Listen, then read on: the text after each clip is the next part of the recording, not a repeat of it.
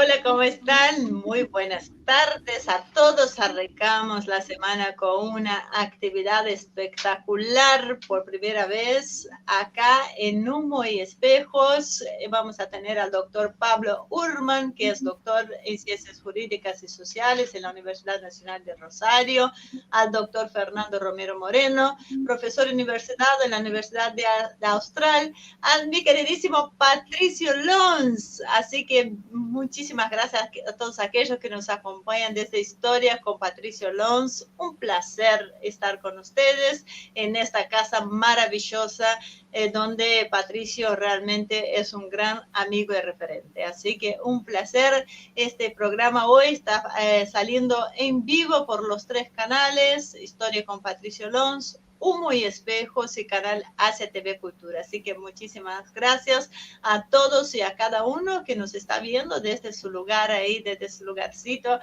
aquellos que nos siguen siempre, a los demás, bienvenidos. Patricio Lons también va a estar con nosotros hoy, obviamente, y Marcelo Ramírez. ¿Quién será el responsable de poner primero la puesta en contexto sobre este tema tan importante, ¿no? Vamos a hablar sobre la hispanidad en la historia argentina del siglo XX. Así que, ¿qué más esperado que un programa realmente con bastante expectativa? No los voy a dejar esperando mucho tiempo, simplemente agradecer a todos aquellos que nos acompañan en Patreon, a los miembros de este canal, bienvenidos, muchísimas gracias por acompañarnos. Y bueno, así arrancamos esta semana del lunes 18 de octubre del 2021, hablando sobre este tema que nos interesa a todos. Así que bienvenido, doctor Fernando Romero Moreno, muchísimas gracias, un placer recibirlo en esta casa. Tiene... No, decía, perdón, si estaba desactivado. No, que el agradecimiento es mío y la verdad que es un orgullo poder estar con ustedes. Gracias a tanto a Ivonne como a Marcelo por esta invitación. Ahora sí.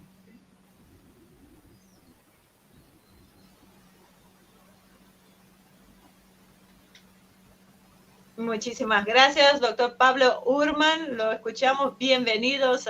Un placer recibirlo. Esperamos que sea solamente la primera de muchas actividades que podamos organizar juntas a futuro. Perfecto. Sí, mi apellido se pronuncia Yurman, ¿sí? Está castellanizado. Mi abuelo era Yurman con I latina, pero está bien escrito con Y, o con... pero se pronuncia Yurman, ¿sí? Les agradezco mucho. Encantado, Ivonne y Marcelo, y un placer estar compartiendo con Fernando, y luego se sumará Patricio, ¿sí? Ahí falló mi portuñol, porque uno hizo, es verdad, de Pablo Yurman, y ya sabía que era Pablo Yurman, pero me falló en el momento Pablo Yurman, así que las debidas disculpas del caso, perfecto, pero vale la aclaración. Así que, Marcelo, ¿cómo estás? Te toca la puesta en contexto de lo que vamos a hablar hoy. Bueno, ¿qué tal? Buenas tardes. La idea que nosotros tenemos, ustedes saben que nosotros no pertenecemos a lo que podríamos considerar el riñón del hispanismo. Hay mucha gente que maneja este tema con mucha profundidad, que conoce muy bien la historia, no solo la historia de la conquista española, sino detalles como los que vamos a tratar hoy. Nuestra idea es poder ampliar los horizontes y evitar que lo que es el tratamiento de los temas de la hispanidad terminen reducidos a un grupo que no tenga... ¿Estoy saliendo? Está saliendo, pero si podés cambiar a datos mientras hablas, estaría bueno.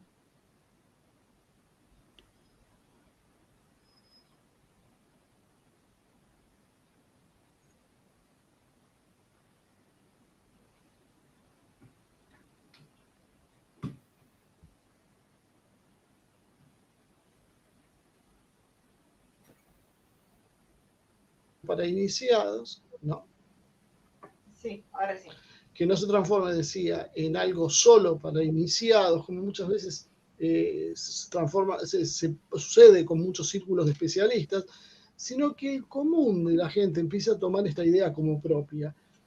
Un poco en base tal vez a la experiencia nuestra, que hablando mucho de geopolítica, empezamos a encontrar que una idea que la verdad no le habíamos prestado demasiada importancia, fue cobrando peso a lo largo del tiempo en función de que uno iba conociendo cada vez más y se daba cuenta que uno a veces resaltaba, admiraba muchas cosas que tenían otras naciones con un pasado importante, trascendente, y que nosotros también las teníamos. El problema es que nosotros lo hemos perdido esto a lo largo de la historia, por lo menos contemporánea, o se ha perdido en buena medida, en función de distintos factores, ¿no? Cierta superficialidad y falta de conocimientos históricos, y una leyenda negra que ha hecho, que ha hecho que se repita muchas consignas y se cultiva un pensamiento que poco tenía que ver con la actualidad y con la realidad. Y cuando uno piensa y analiza qué fue lo que pasó durante el periodo de la llegada de los españoles a lo que hoy es América, y conoce un poco lo que era la América precolombina, y luego ve cómo se fue desarrollando, empieza a encontrar esa situación de como que algo no cierra, algo en esa historia no cuaja, y ahí yo creo que la hispanidad, tal vez sin caer en una leyenda rosa, como algunos critican, tiene bastante que aportar para el entendimiento general, no solo del proceso, sino para nosotros, los que nos interesa en realidad puntualmente la geopolítica, para entender cómo esto es fruto de un enfrentamiento añejo entre el poder británico y el español, y que hoy somos en realidad lo que ha quedado de ese imperio español que se desmembró y perdió identidad. Entonces creo que la idea que nosotros tenemos es tratar de que esto se empiece a comprender en círculos amplios, círculos que hoy ni les pasa por la mente la idea del hispanismo, para que la empiecen a tomar como propia, para que la consideren y nos permita ir identificando un proceso de identidad. Por eso nos pareció más que interesante la posibilidad de hablar lo que se ha perdido, pero que ya existía en la historia, tomando los casos de los movimientos históricos que tuvieron como eje al irigoyenismo a principios del siglo XX y a mediados del siglo XX en adelante al peronismo. Creo que tener, además de Patricio, que bueno, que ya lo conocemos y que tiene una posición conocida sobre el hispanismo, tener hoy el aporte puntual sobre lo que pasó durante el siglo XX en la Argentina con esta idea de hispanidad, me parece que es una muy buena aproximación para comenzar a dar un debate a un nivel más abierto, a un nivel que exceda los propios círculos, como decía, hispanistas, y que llegue a la sociedad en general, para que esto no sea algo de unos pocos, sino que sea una causa en realidad de todos los argentinos y de todo el resto de los hispanoamericanos. Muy bien. Aprovecho la oportunidad para dar la bienvenida a Patricio Lons. Bienvenida a casa, Historia con Patricio Lons. Bienvenido al canal Humo y Espejos, Patricio, que estamos en directo en ambos canales. Un placer, como siempre, compartir con vos una actividad tan especial como esta. Gracias, Ivonne, Marcelo, Fernando, Pablo, muchas gracias a todos. Disculpen. ¿Cómo están? ¿Qué tal? El programa que me hizo el otro día Pablo, la entrevista esa que venía, la veníamos posponiendo por tema de salud nada más, al final ha tenido un éxito y un resultado, y nos sorprende la buena repercusión que hay en España. Y hoy, por el contrario, me vi un programa indigesto de una youtuber, creo que es rusa, aunque habla perfecto español, que es bien leyenda negra, pero es completa, es combo completo, es infanticida, covidiota, anti-española, anti-malvinera, y es muy famosa, ¿no? Pero veo que toda esta, como es una rusa, sí, creo que sí. Después te lo paso. Es en español. Y me sorprende la cantidad de no solo de falacias, sino la actitud. Esto de andar pidiéndonos disculpas, me parece una cosa primero muy infantil. A la hora de la geopolítica, yo no veo que norteamericanos e ingleses se andan pidiendo disculpas. No, organizó una alianza ahí junto con Australia y apuntando a China e incluso apuñalando a la NATO de alguna manera, y no se planteó la construcción de submarinos nucleares para Australia en base a qué pasó hace 100, 200 o 300 años en Australia o en las 13 colonias norteamericanas. Ahí, en el arranque ya estamos mal, estamos poniendo un problema muy viejo cuando en realidad tendríamos que estar trabajando a vista de futuro. El caso de México es emblemático, el país que tiene mayor cantidad de hispanohablantes del mundo. Un día me decía Gustavo Bueno, hoy el español es un idioma americano que también se habla en Europa, porque claro, juntamos la población de España, Colombia y Argentina y recién ahí te alcanzás a la población de México. Entonces México, en vez de tratar de liderar el mundo hispánico, por esos 120 millones de cerebros a pensar, a desarrollar tecnología, a desarrollar pensamiento, no, andan discutiendo este hombre así, sí, cosas. Y además lo escuchás hablar. Yo tengo ayer hablé con 2 mexicanos, son personas cultas, educadas. No te enojes tanto, Patricio. Escúchame, pero para cierro con esto. Habla como un oligofrénico cuando le dicen, pero señor presidente, sus datos no son reales. ¿Dónde se cae? Tengo otros datos. Yo ya lo escucho hablar y me pone nervioso. Bueno, me callo. Me veo. Escúchame, el jueves que viene voy a tener un ruso hablando sobre en realidad, sobre las coincidencias o lo que tiene en común esta hispanidad con Rusia. Así que me agarraste re de sorpresa. Mándame este video que lo voy a ver y te voy a traer a un par de debates sobre esos temas. También tenemos ahí a un mexicano que está junto con doctor Juan Santos, que ya lo conoces, así que viene calentito el tema de Hispanoamérica y te vamos a traer para que, bueno, puedas descargarte ahí bastante. Perdón, como todos los pueblos del mundo, tiene gente buena y mala, gente inteligente e idiota.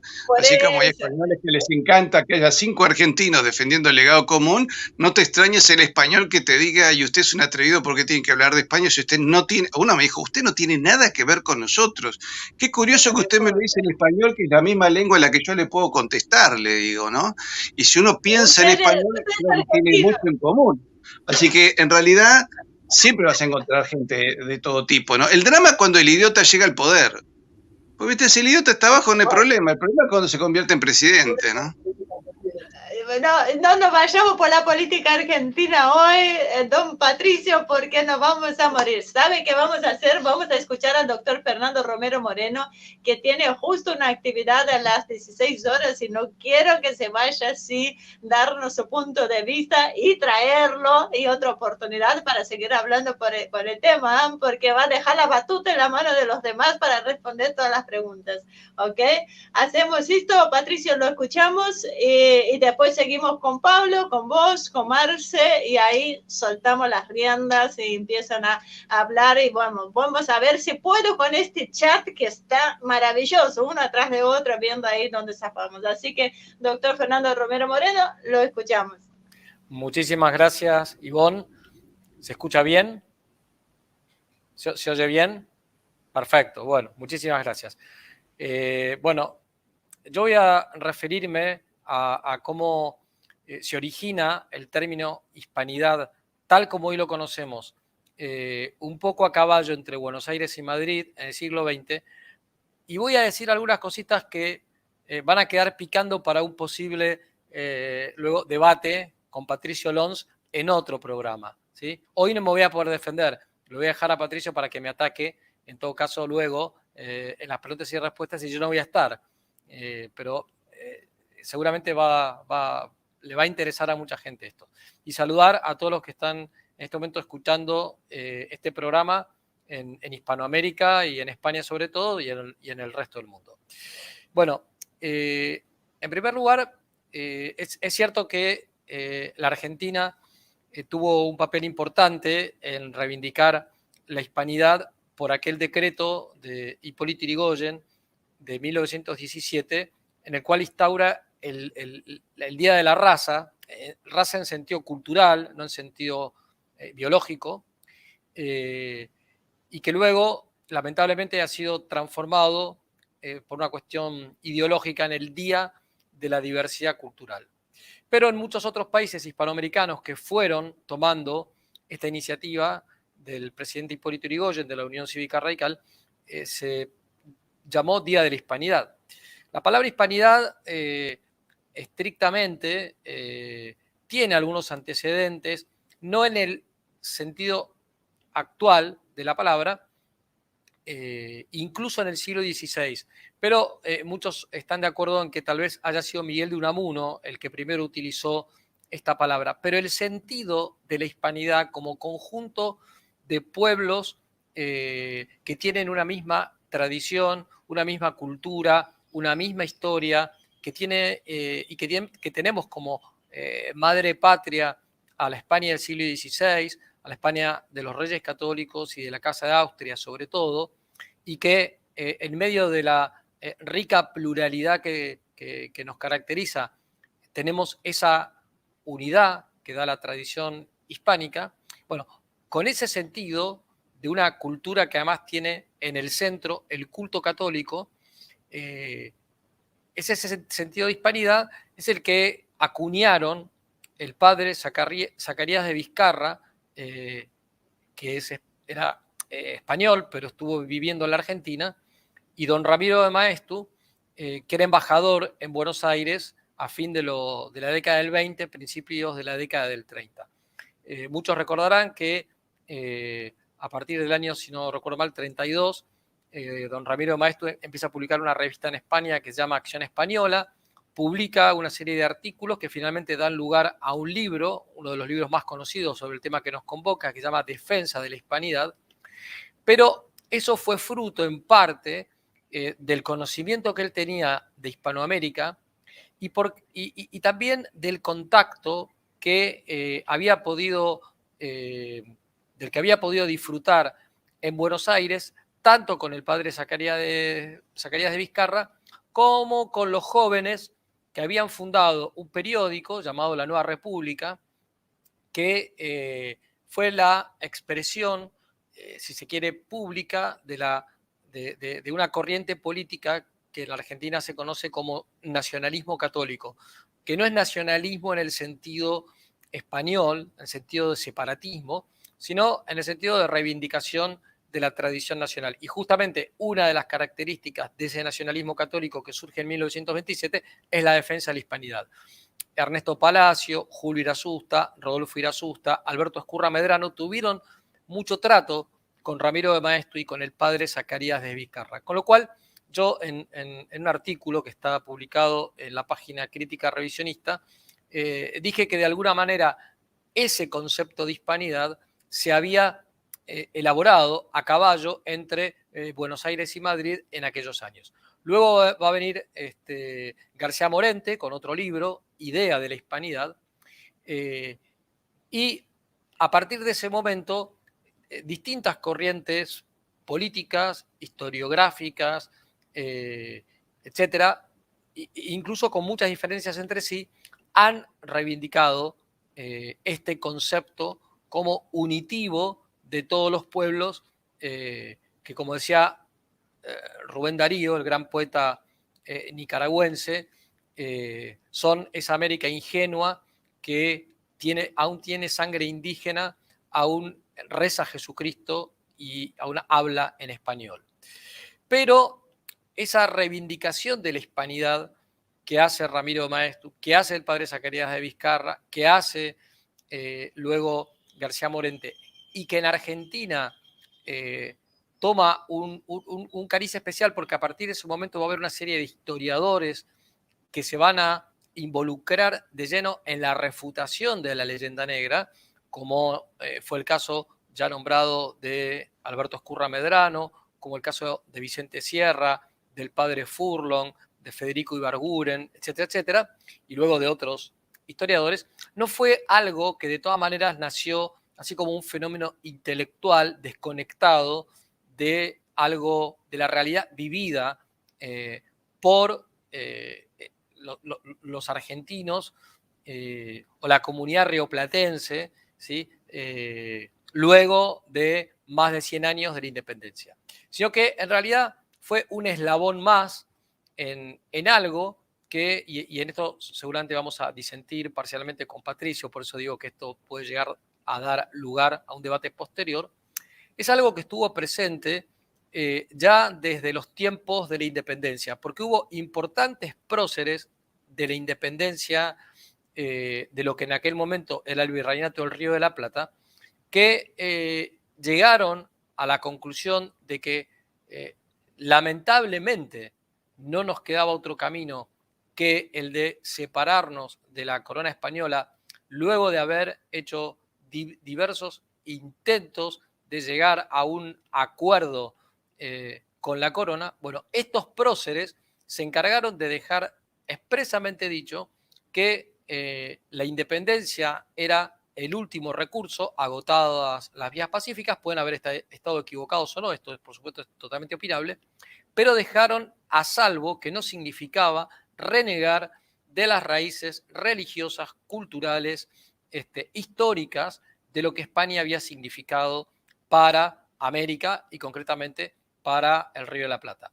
Estoy hablando, por ejemplo, de Cornelio Saavedra, presidente de la primera Junta, estoy hablando de Manuel Belgrano, el creador de nuestra bandera, estoy hablando de Tomás Manuel de Anchorena, que perteneció al Cabildo cerrado de 1810, acompañó a Belgrano en varias de las expediciones que hizo en eso que en definitiva no fue más que una guerra civil, porque de ambos lados había españoles y americanos, masones y católicos, conservadores y progresistas, indios, negros, mulatos, mestizos, según las zonas, más o menos, pero no fue una guerra entre españoles y americanos, como se dice a veces de manera escolar. Bueno, Tomás Manuel de Anchorena fue uno de los integrantes del Congreso de Tucumán que declaró la independencia argentina, y sin embargo era profundamente hispanista. Lo mismo el padre Castañeda, que en un famoso discurso, perdón, más que discurso, un sermón de 1819 dijo: separémonos de la corona con honor, con el honor de los que hemos sido vasallos de la corona española, y termina diciendo: por Castilla somos gente. Tomás Manuel de Anchorena, paralelamente al padre Castañeda, va a seguir escribiendo sobre esto, sobre todo a propósito de un discurso que su primo, Juan Manuel de Rosas, que era de alguna manera la autoridad máxima de la Confederación Argentina entre 1829 y 1852, dijo, haciendo esta misma hermenéutica del proceso de la independencia como último recurso, algo que nos hubiera gustado que no sucediera, le escribe, era su primo y además era su mentor intelectual, le escribe varios años después, cuando se entera que un sacerdote ha hecho un ataque a España basado en la leyenda negra, diciéndole que, que todo lo que había dicho ese sacerdote era una cantidad de disparates de lo que hoy llamamos técnicamente la leyenda negra, y que la verdad de lo que había sucedido era lo que Juan Manuel de Rosas había dicho en 1936 al cuerpo diplomático. De modo que ahí ya tenemos toda una tradición de personas que estuvieron vinculadas a esta triste guerra civil que se dio entre nosotros, pero que sin embargo explícitamente dejaron dicho que no renegaban de la cultura, de la religión, de las raíces históricas hispánicas. Otro fue el padre Chorroarín, que fue maestro de varios de los líderes que participaron en todo este proceso, y que cuando se discutió la deposición del virrey el 22 de mayo de 1810, porque se consideraba que, disuelta la Junta Central de Sevilla, nosotros, al ser un dominio público de la Corona de Castilla, el único que tenía derecho a gobernarnos era el rey, y el rey estaba preso, entonces que había que nombrar una autoridad que pudiéramos saber nosotros a quién respondía, y no al Consejo de Regencia, que considerábamos ilegítimo y además del cual no sabíamos exactamente a qué intereses respondían. Dijo en el voto del Cabildo del 22 de mayo que votaba por la deposición del rey en interés de Dios, de la patria y del rey, ¿sí? Bueno, Entonces, esto se fue transmitiendo de padres a hijos y no hay solución de continuidad entre una gran cantidad de personas y de familias que siguieron siendo fieles a la hispanidad, lo mismo que, por supuesto, muchos otros que consideraron que era más prudente tratar de mantenerse leales a la corona y que fueron y que nosotros los reivindicamos, en el nacionalismo católico los reivindicamos, como es el caso, por ejemplo, de Santiago de Liniers, y otros que vemos, al menos con cierta simpatía, más allá de que haya hecho algunas cosas que no nos gustaron, como fue el último virrey nombrado para el Río de la Plata, Francisco Javier de Lío, y que también era católico y era hispanista, y bueno, y hubo muchas otras familias que aún con su mala independencia se mantuvieron en esa línea de fidelidad a la tradición hispánica e incluso de aceptación de una realidad que ya estaba consumada, pero que a ellos les hubiera gustado que no sucediera como sucedió, porque ellos consideraban que era mejor mantenerse fieles al rey. Bueno, ¿por qué digo esto? Porque es verdad que en el siglo XX la figura de Hipólito Yrigoyen es muy importante porque es el primero de muchos otros presidentes de otros países que pone como una fecha patria el Día de la Hispanidad, que él llamó el Día de la Raza, ¿sí? Y que después, en el caso del Movimiento Nacional Justicialista, Perón también no solamente lo va a refrendar, sino que lo va a incrementar y lo va a incorporar a uno de los libros que hacen a la doctrina peronista, a la doctrina justicialista, va a incorporar esas palabras en elogio a España de un discurso famoso que él pronunció y que es muy rico en conceptos. De modo que tanto próceres de la independencia como, por supuesto, los que pelearon dentro del bando llamado realista y que eran católicos, como luego la Unión Cívica Radical y el Movimiento Nacional Justicialista reivindicaron el concepto de hispanidad, pero también esto sucedió con otra gran corriente política argentina que surge en 1874. Para entender la Argentina moderna, es decir, a partir de la sanción de la Constitución de 1853, hay tres corrientes políticas que de alguna manera explican toda nuestra historia, ¿sí? en líneas generales. La primera es el Partido Autonomista Nacional, fundado por Nicolás Avellaneda y Adolfo Alsina. La segunda es la Unión Cívica Radical, de Hipólito Yrigoyen, Leandro Alem, etc. Y la tercera es el Movimiento Nacional Justicialista, fundado por Juan Domingo Perón. Bueno, de Nicolás Avellaneda, tucumano, católico, y como digo, fundador del Partido Autonomista Nacional, un partido liberal conservador, que también va a tener sus tendencias, algunas más estrictamente conservadoras y otras más estrictamente progresistas. Él fue el primer presidente constitucional que reivindicó a España. Y lo hizo en dos oportunidades. Una cuando se refirió explícitamente a la acción de España en América con estas palabras que están sacadas de sus escritos.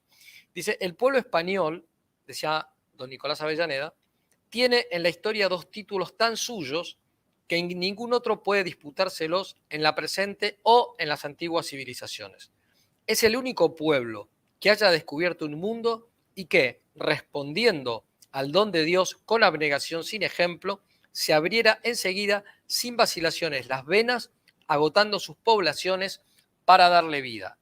Bueno, acá tenemos que en un momento en el que la leyenda negra estaba más, digamos, difundida que en otros momentos, desde el mismo Estado argentino, sobre todo a través de la prédica de Sarmiento, de la prédica de Mitre, dos presidentes argentinos, en parte de Juan Bautista Alberdi, que luego va a cambiar sobre el final de su vida sobre este tema, aparece el primer presidente del Partido Autonomista Nacional, luego llamado Partido Conservador, que reivindica la acción de España en América. Pero también lo dice luego, habiendo dejado de ser presidente, cuando se discute si se mantiene o no la religión católica en los establecimientos educativos de gestión estatal, impulsados por el ministro Wilde, ministro de Educación de Julio Argentino Roca, que pertenecía al mismo partido político que Nicolás Avellaneda, y Nicolás Avellaneda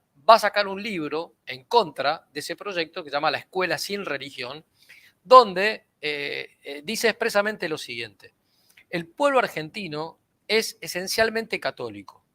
Sin salir de la América, de padres a hijos, hacía 3 siglos que este pueblo oraba sobre los mismos altares. No conocía en el presente o en el pasado sino una sola iglesia. Y esta iglesia se había asociado a los actos todos de su vida, con sus plegarias, con sus enseñanzas, con sus augustas ceremonias.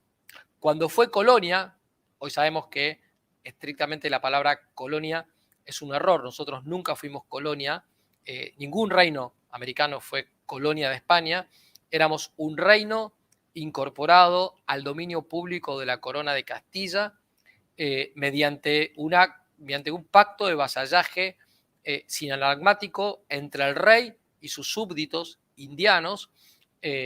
Sinalagmático significa deberes y derechos recíprocos, y luego dividido en distintos virreinatos, ¿sí? Pero no éramos una colonia. Pero a veces en el lenguaje coloquial se suele hablar de ese modo, ¿no? Decía, cuando fue colonia, cuando dejó de serlo, cuando fue independiente y bendijo banderas para enarborarlas en las victorias alcanzadas por la espada de sus soldados. Y luego ya entra en un análisis que, a propósito de esta tradición católica heredada de España, le permite a él hacer una interpretación del artículo 2 de nuestra Constitución, que dice, vigente aún al día de hoy, que dice que el gobierno argentino sostiene el culto católico apostólico romano, diciendo que no es un sostenimiento meramente económico, sino que implica una unión moral entre la Iglesia y el Estado, y que eso está atestiguado porque no es un artículo aislado, sino que tiene esos 3 siglos de historia de un pueblo que era en su gran mayoría católico.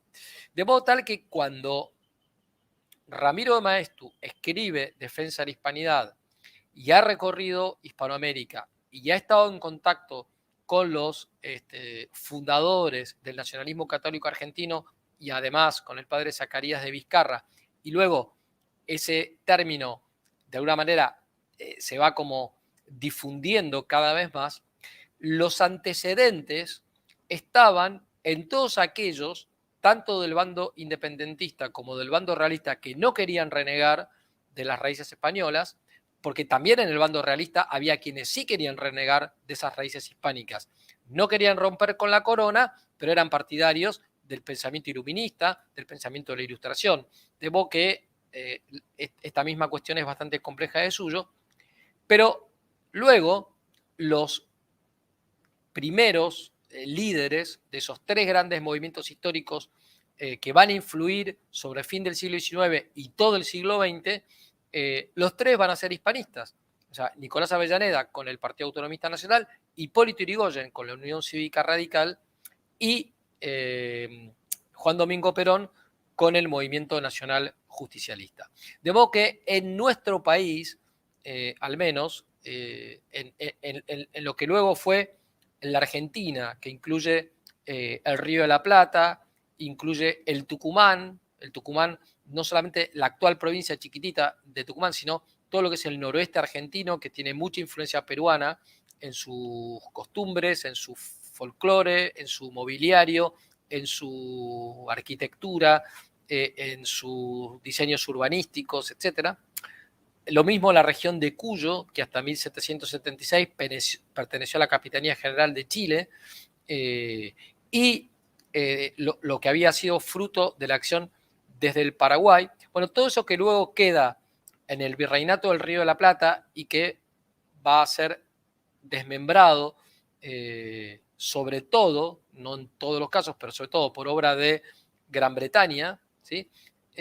Bueno, en todo este territorio siempre hubo digamos, personalidades importantes de la política, de la milicia, y podríamos decir después de las letras y del arte en general, que en ningún momento renegaron de España, ¿sí? Bueno, yo no quiero ocupar más tiempo que el que me corresponde, porque tienen que hablar Pablito Jurman y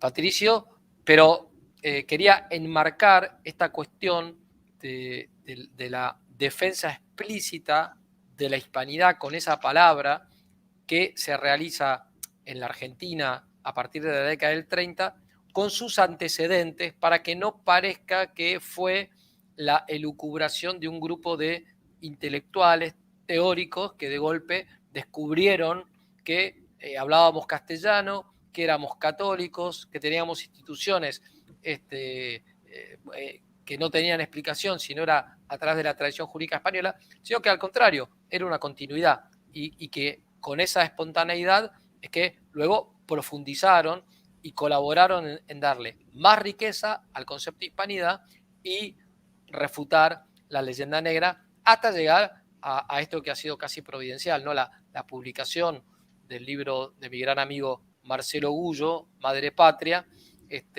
al que le ha venido al pelo que López Obrador le saliera al cruce, porque lo único que hizo fue darle más difusión a este libro en defensa de España, en defensa de la hispanidad, en defensa de nuestra tradición.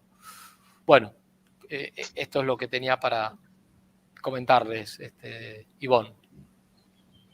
La verdad, muy interesante. Sé que tiene un compromiso ahora a las 16 horas, él nos va a dejar, pero no sin llevar la invitación para venir y seguir charlando sobre indudable.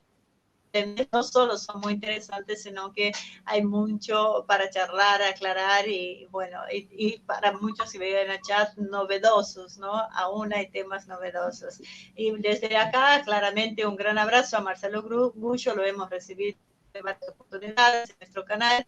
Esta vez no pudo estar, pero creo que nos faltará oportunidad para que nos acompañe. Así que excelente intervención, doctor Romero Moreno. No lo conocíamos personalmente, pero indudablemente ha superado nuestras expectativas. Así que un lujo escucharlo.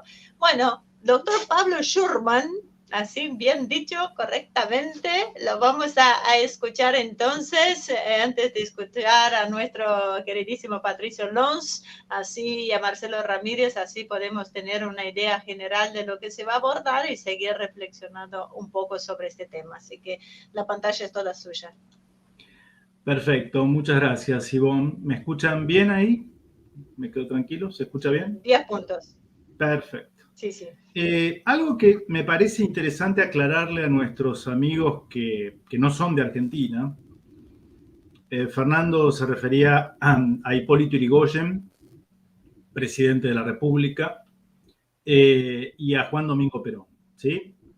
Es que el radicalismo de hoy, Hipólito Yrigoyen, uno de los fundadores del Partido Radical, que sigue existiendo como fuerza política, y Juan Domingo Perón, el fundador del peronismo o justicialismo. Bien, quizá esto vale la pena aclararlo para los que no son de Argentina y para los que son de Argentina también.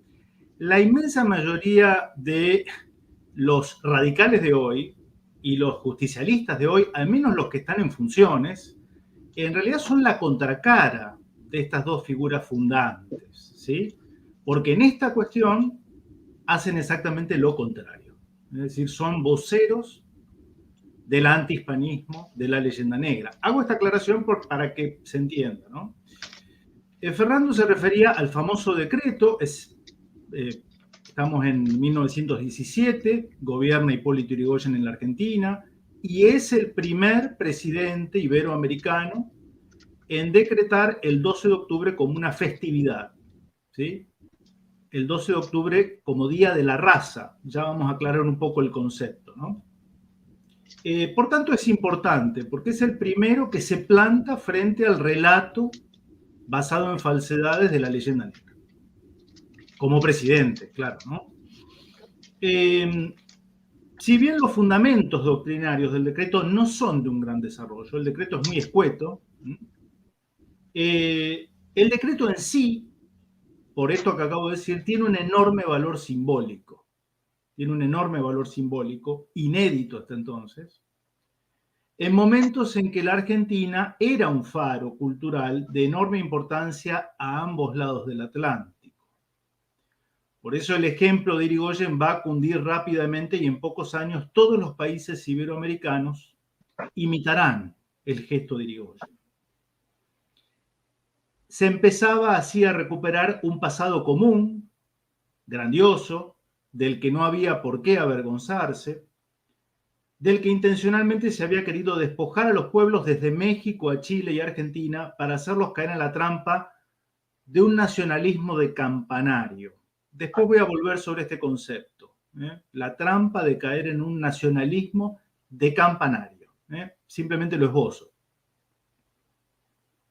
Un tercer elemento respecto del decreto de Hipólito Yrigoyen de 1917. Reivindica el descubrimiento, la conquista y evangelización de América y va a ser la antesala hacia una idea de comunidad de naciones con el mismo origen. Y no va a quedar solo en palabras. Y esto es importante por lo que apuntaba Marcelo en sus palabras de apertura, ¿no? De ahí, Irigoyen toma el basamento teórico para tener dos grandes actitudes de integración sudamericana. Hipólito Yrigoyen le va a condonar la deuda de guerra al Paraguay.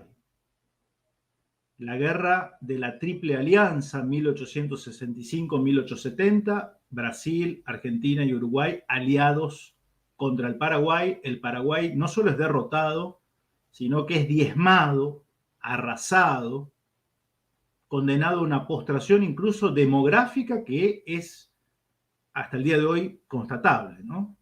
Y por si eso fuera poco, se le obligó a pagar los gastos de la guerra. Bueno, Hipólito Yrigoyen tiene un gesto con el que dice, bueno, basta, no tienen que pagar más nada, ¿no? Un primer elemento gestual, simbólico, porque es muy difícil hermanarse e ir juntos al futuro si yo le estoy cobrando todavía una deuda de guerra de 70 años atrás, después de haberlo prácticamente liquidado, ¿no?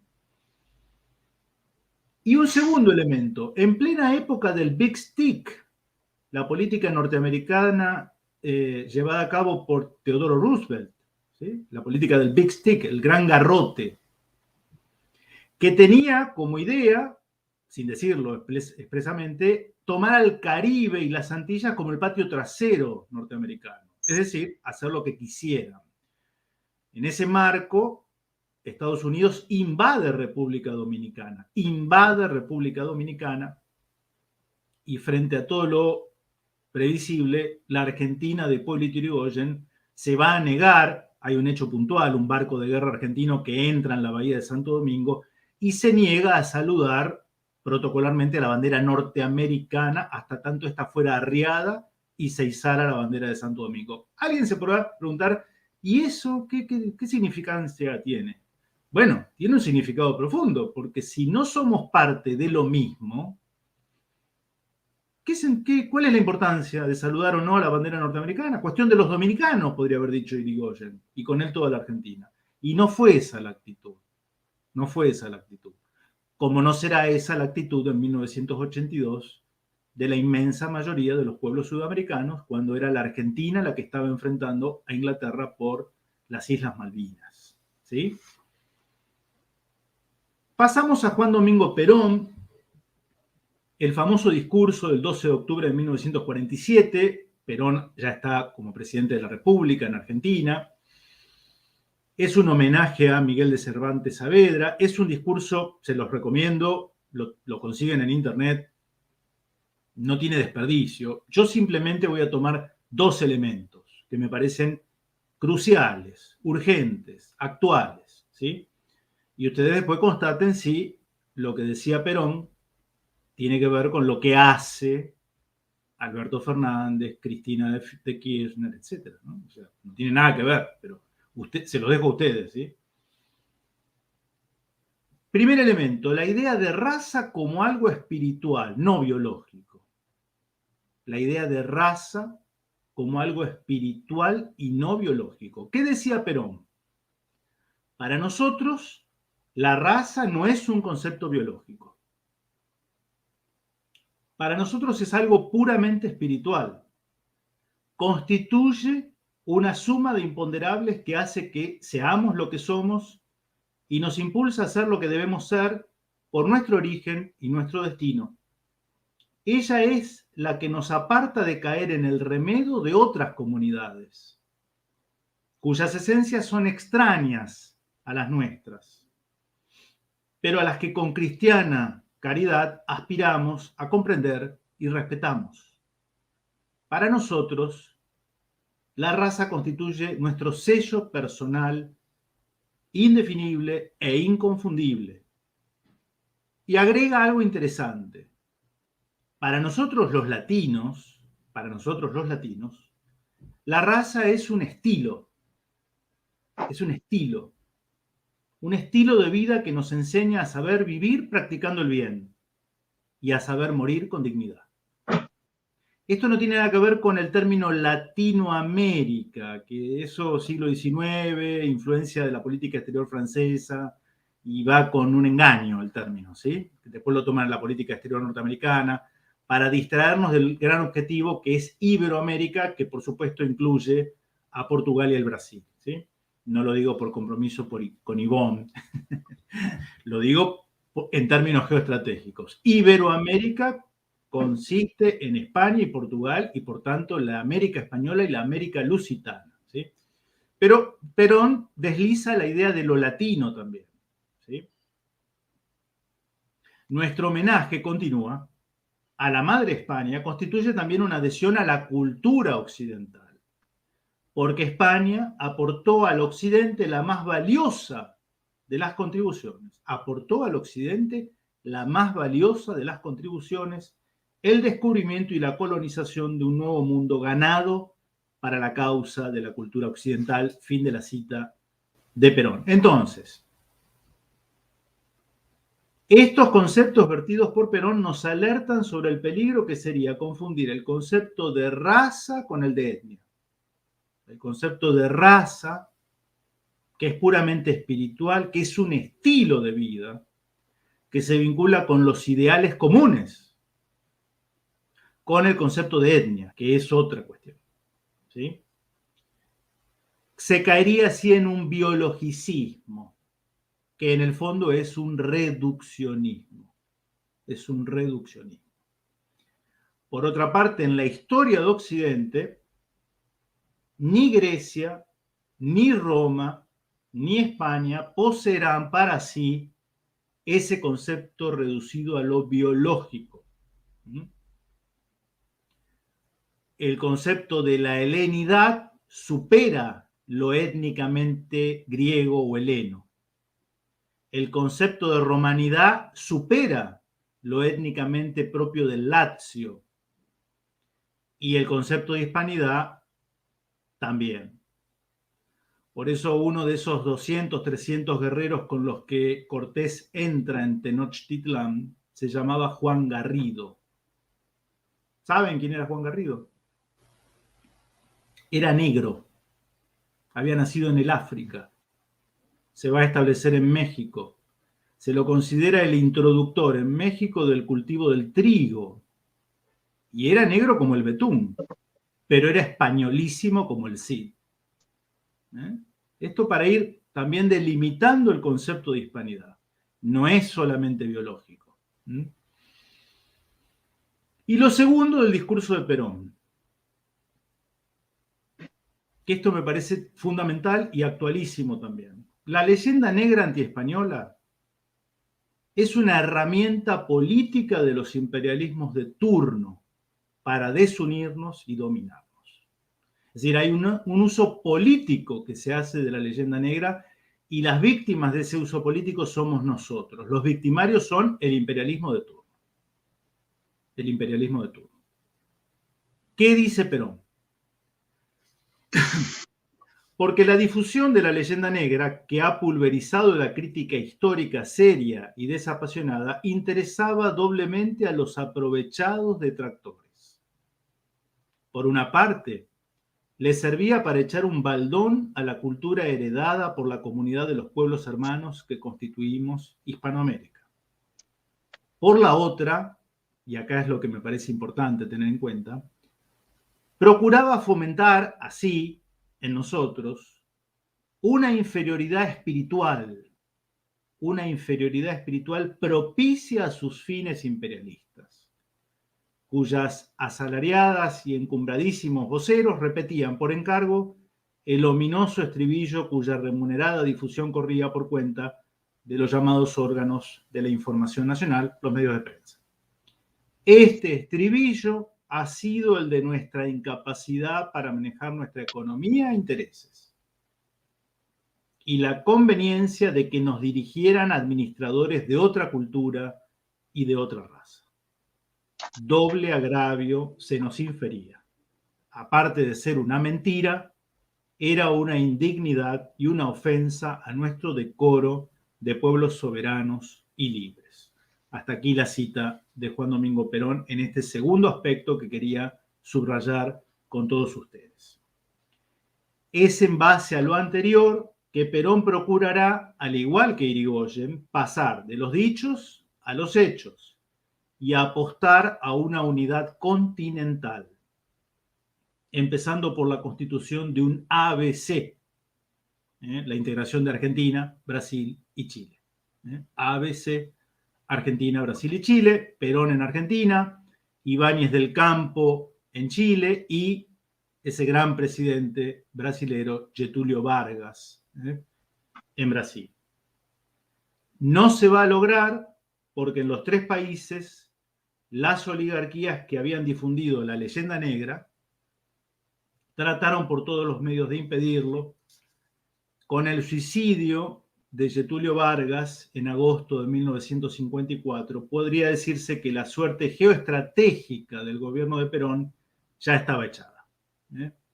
Cuando en agosto de 1954 Getúlio Vargas se suicida en Río de Janeiro, acorralado por la oligarquía, eso en algún sentido también marca el destino, pocos meses después, del gobierno de Juan Domingo Perón. Podríamos abundar lo de Perón con las palabras de Eva Perón. Eva Perón tiene, yo les recomiendo, para que vayamos a las fuentes y leamos a la auténtica Eva Perón, porque está sufriendo un proceso de tergiversación de sus palabras. Acá hay una serie de discursos de Evita publicados, fíjense, escribe Eva Perón, Buenos Aires, 1951, es decir, con ella en vida. Acá tienen el pensamiento de la verdadera Eva Perón. No me voy a poner ahora a leer lo que ella decía, era profundamente hispanista. ¿Cuál es el mérito del hispanismo en dos presidentes argentinos como fueron Hipólito Yrigoyen y Juan Domingo Perón? Haber hecho de la reivindicación hispanista algo que se traslada de los círculos de pocos a la gran masa del pueblo. Es decir, ellos son los responsables, y por eso el odio hacia su figura, ¿no?, por parte de la oligarquía y sus voceros rentados, como decía Perón, de haber hecho carne en el pueblo, al menos mayoritariamente argentino, esto que acabamos de, o que venimos viendo, el rescate de la hispanidad.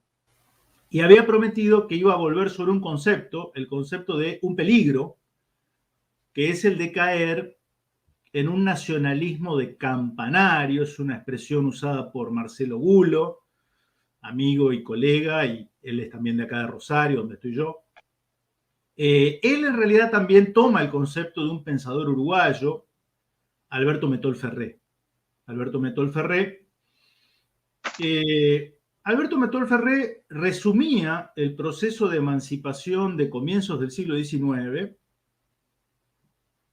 diciendo que en nuestro continente, luego ya sabemos, Fernando se ha referido a esto, y yo voy cerrando, ¿sí?, hubo dos grandes líneas en todos los países, ¿sí? Una línea de raigambre más popular, entre nosotros se llamó federalismo, ¿sí? En el Río de la Plata era el federalismo, por oposición al unitarismo, que no obstante la emancipación política con la metrópoli, quería que ese proceso de emancipación de España, que era irreversible ya, terminara en la unidad continental y no en la atomización en 15 o 20 estados, como terminó, 15 o 20 estados. Otra línea, la de las polis portuarias oligárquicas, así la llamaba Métol Ferré, las polis portuarias oligárquicas. El término oligárquico lo uso en el sentido clásico, ¿sí?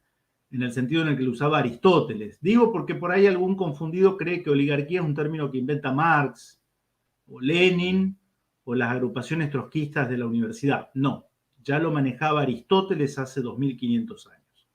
Es cuando la aristocracia, el gobierno de los mejores, se desnaturaliza, se prostituye y en vez de privilegiar el gobierno del común, gobierna para su propia facción. Eso es una oligarquía en términos aristotélicos, ¿sí? Entonces, Métol Ferré hablaba de la otra línea, la de las polis portuarias oligárquicas. Montevideo, Buenos Aires, Valparaíso, Guayaquil, Caracas, vivían con la mirada puesta en el océano, es decir, en Inglaterra, y de espaldas al hinterland continental, ¿sí?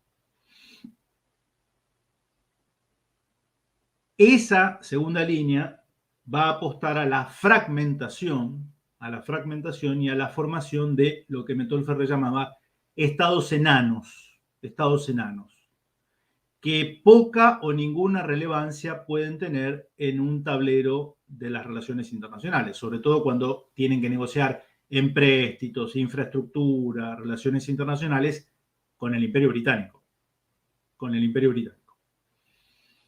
Métol Ferré y ahora con nuevo impulso su discípulo Marcelo Hulo desarrollan el siguiente concepto, que es el de nacionalismo de campanario.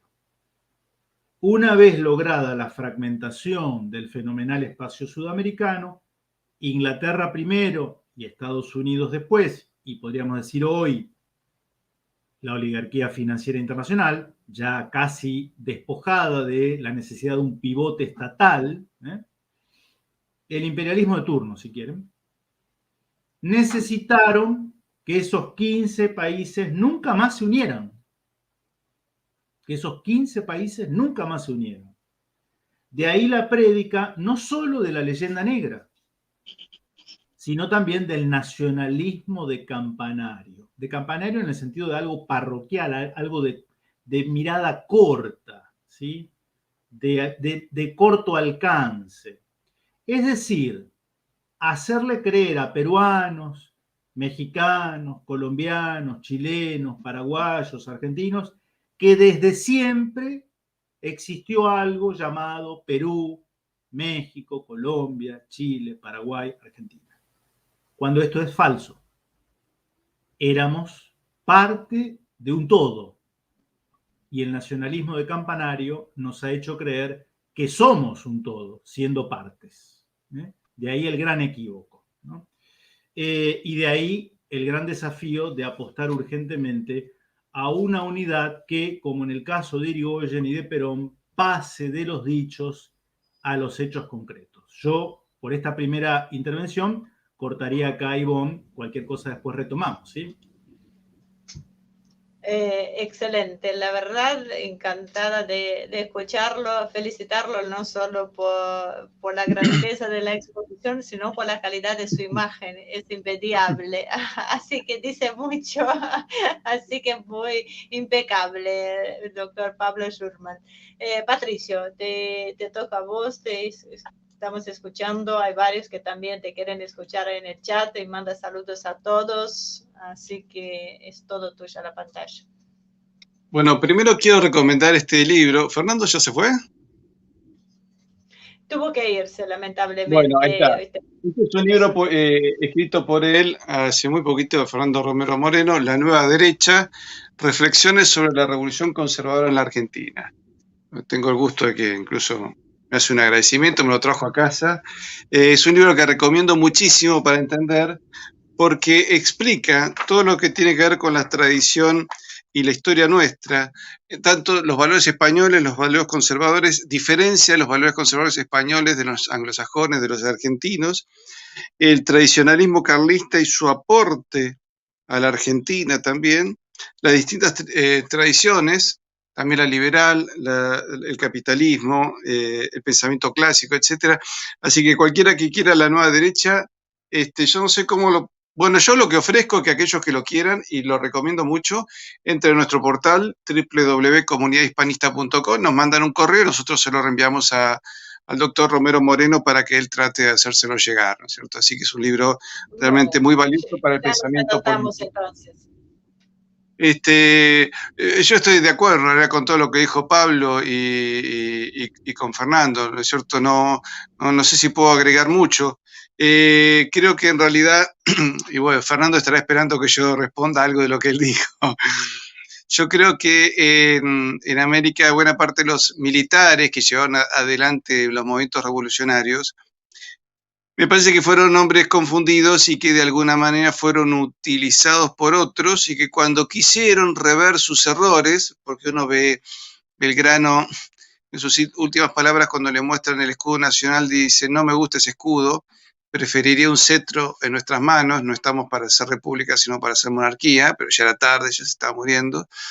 Creo que San Martín también se da cuenta, estando en Europa, de que había sido utilizado por los ingleses, y Bolívar también en sus últimos momentos, el que se decía incluso pro-inglés: yo lucho por la libertad de comercio inglesa, qué mala que es España que no me deja tener esclavos. Después, claro, se da cuenta de los disparates que dijo, pero ya era tarde, y yo creo que los ingleses trabajaron con distintas puntas. Una, con los militares, que además eran todos hombres valientes, ¿no? Porque te aclaro que San Martín, Belgrano, Güemes, Bolívar eran hombres de armas tomar. Pero también trabajaron con las burguesías dominantes, que son en el fondo los que terminan moviendo el poder, porque mueven el poder económico, y en algún momento esas burguesías se deshicieron de Bolívar, se deshicieron de San Martín, de Belgrano, de Güemes, y son los que hicieron estos pequeños nacionalismos, como dice Pablo, como dice Marcelo Gulo, ¿no? Donde nos convirtieron en países medio de nombres inventados, ¿no? Porque un día un grupo de americanos dejaron de llamarse por la identidad religiosa, filosófica, la entidad profunda que estaba dada por la fe, y pasaron a llamarse hondureños, ¿cierto? O argentinos, cuando en realidad la distinción de América era haberse convertido en la magna cristiandad europea en América. Es decir, porque hasta España tiene un nombre curioso, ¿no? Algunos dicen que es tierra de conejo, bueno, puede que haya otras interpretaciones, pero nosotros en realidad éramos una continuación de la corona de Castilla, y vos le preguntás a cualquier habitante de América, desde Texas hasta Carmen de Patagones, y de Santiago de Chile hasta Manila en Filipinas, ¿usted qué se considera? Todos te hubieran dicho que eran católicos y súbditos del rey. Y a pesar de lo mal que estaba en España, y que estaba mal, el resultado fue peor, ¿no? Yo esto lo veo un poco como lo que nos pasó a los argentinos, ¿no?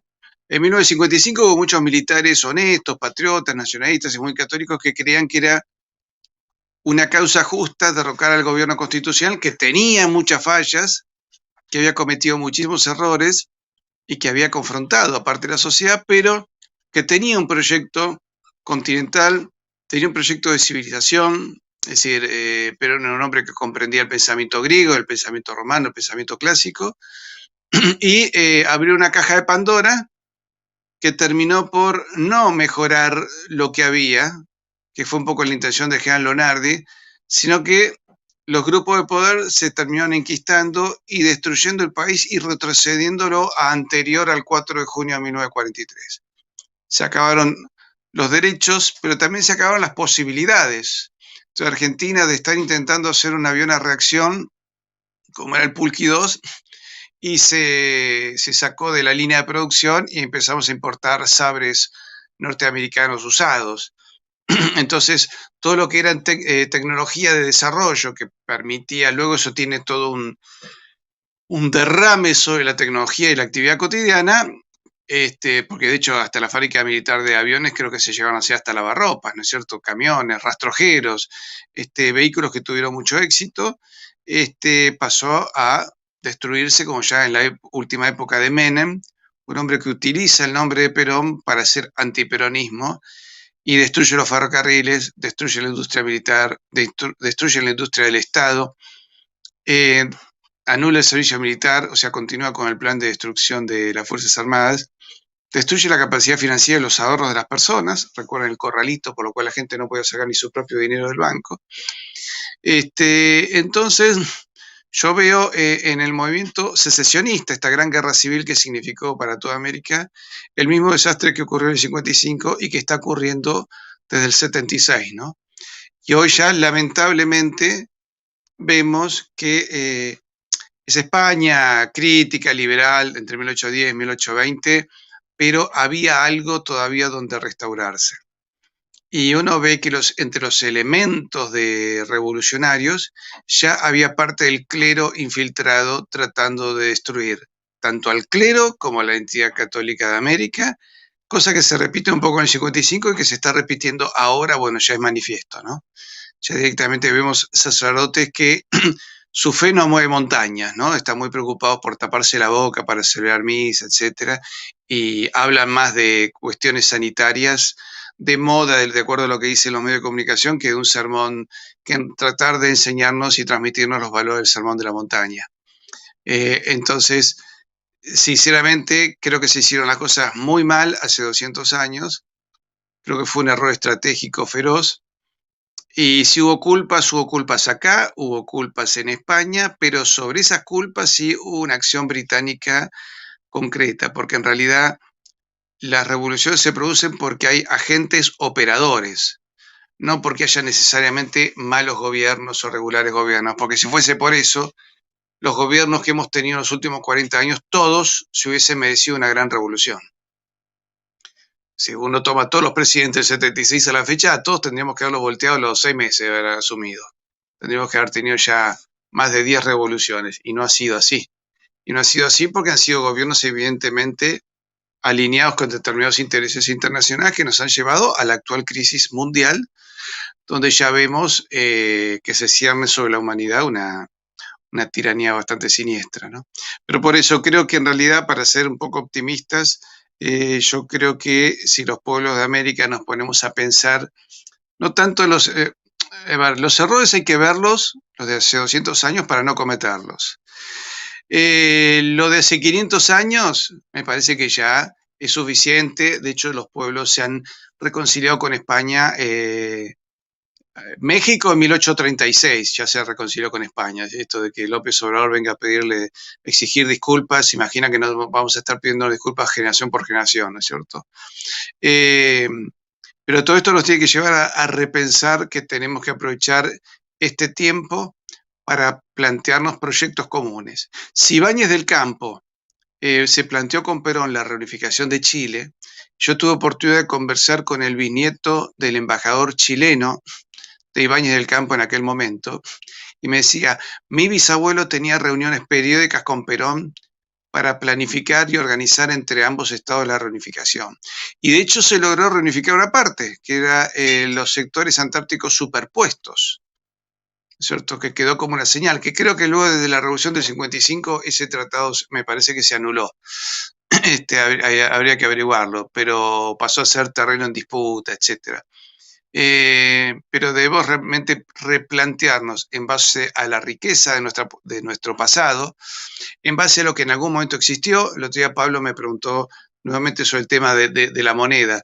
Si durante 300 años tuvimos la moneda más poderosa del mundo, que se acuñaba acá en América, y creo que también había una seca de acuñaciones en Sevilla.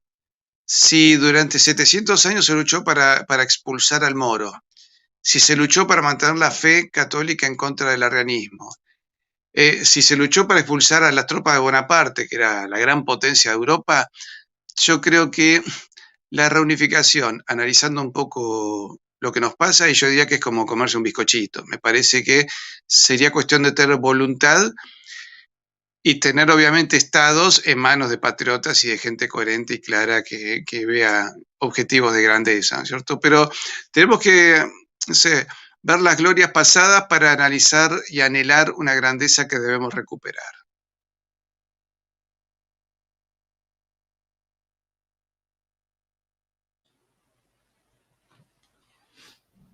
Perdón que mi conexión no es de las mejores hoy, Patricio. Impecable, muy interesante.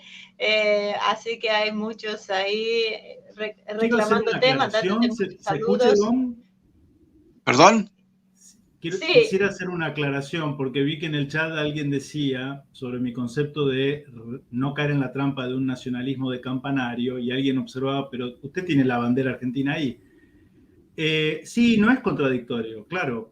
Podría tener también la bandera santafesina, que es la provincia en la que nací, en la que vivo. Soy santafesino, soy rosarino, soy santafesino, soy argentino y me siento iberoamericano. Si hubiera una bandera iberoamericana, de modo oficial, podría tenerla. O sea, lo importante es no caer en la trampa de por qué se fomentó en el siglo XIX un nacionalismo de campanario, como hago hincapié en eso, de hacernos creer que éramos un todo, argentinos, paraguayos, chilenos, colombianos, cuando en realidad éramos trozos, piezas de una parte que estalló, ¿sí? Entonces, el nacionalismo de campanario es enfatizar la defensa de esas fronteras, que son pergeñadas en la City de Londres, ¿sí? Son artificiales, son forzadas. No estoy diciendo abolir las fronteras hoy.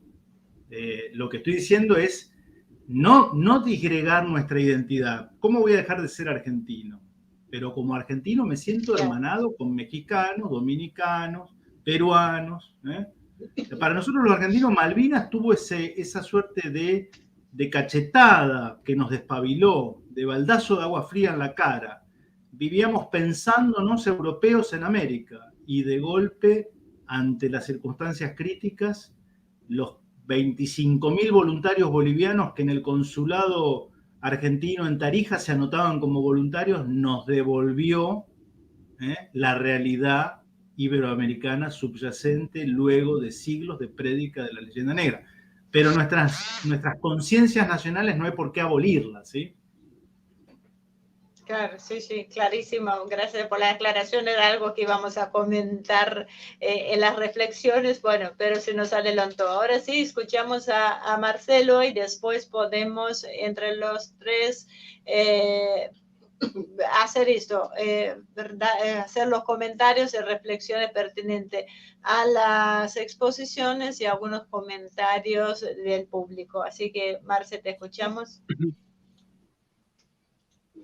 Bueno, yo voy a tratar de enfocarlo esto, como decía, desde más lo geopolítico y más desde una óptica que no repita todo lo que ya hablaron, que aparte lo hicieron con mucha propiedad, sobre las razones, sobre la historia. Creo que eso ya queda bastante claro, que tenemos una raíz en común y que si queremos ser alguien, deberíamos ir a esa raíz en común, porque estamos en un mundo que solamente tiene fuerza aquel que logra tener una masa crítica de territorio y de demografía. Sin eso es prácticamente imposible que uno pueda negociar absolutamente nada ante países más poderosos o corporaciones.